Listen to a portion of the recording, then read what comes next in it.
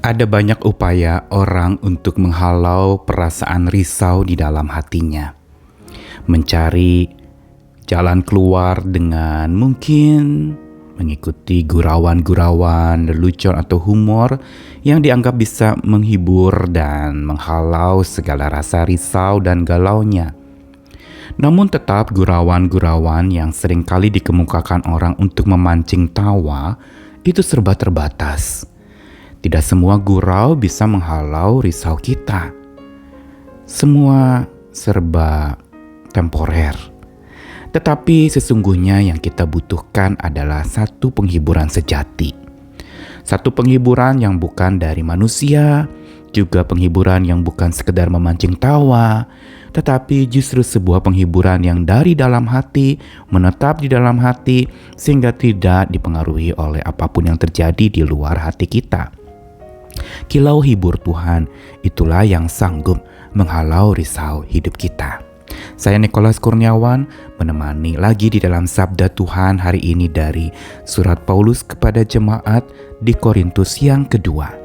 2 Korintus 1 ayat 3-7. Terpujilah Allah Bapa Tuhan kita Yesus Kristus, Bapa yang penuh belas kasihan dan Allah sumber segala penghiburan, yang menghibur kami dalam segala penderitaan kami, sehingga kami sanggup menghibur mereka yang berada dalam bermacam-macam penderitaan dengan penghiburan yang kami terima sendiri dari Allah. Sebab sama seperti kami mendapat bagian berlimpah-limpah dalam kesengsaraan Kristus, demikian pula oleh Kristus kami menerima penghiburan yang berlimpah-limpah. Jika kami menderita, hal itu jadi penghiburan dan keselamatan kamu. Jika kami dihibur, maka hal itu adalah penghiburan kamu, sehingga kamu beroleh kekuatan untuk dengan sabar menderita kesengsaraan yang sama seperti yang kami derita juga. Dan pengharapan kami akan kamu adalah teguh, karena kami tahu bahwa sama seperti kamu turut mengambil bagian dalam kesengsaraan kami, kamu juga turut mengambil bagian dalam penghiburan kami. Surat Paulus kepada jemaat di Korintus yang kedua diawali dengan sebuah pesan di dalam salamnya tentang gagasan penghiburan yang dari Tuhan. Kenapa ini dikemukakan? Karena memang penerima surat Korintus yang kedua ini ada di dalam sebuah pergumulan hidup yang berat. Ada penderitaan yang melanda mereka, ada kesengsaraan yang sedang menimpa mereka.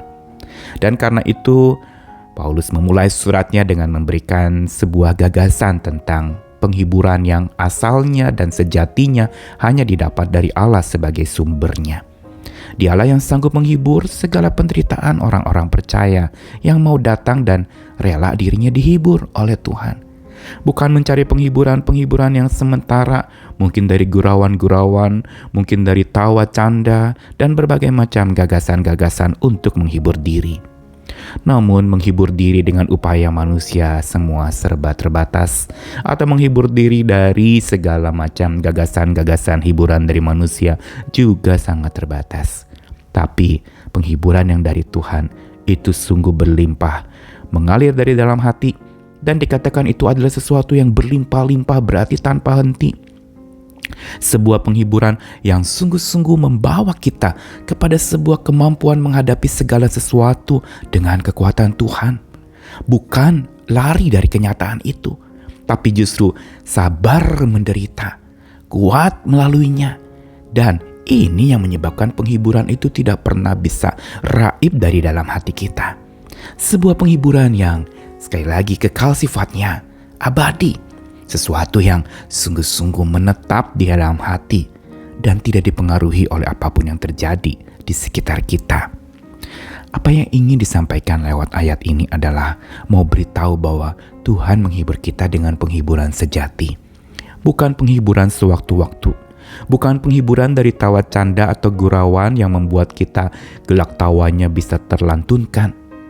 Tetapi sebuah penghiburan yang melampaui segala gurau yang bisa menghalau risau kita.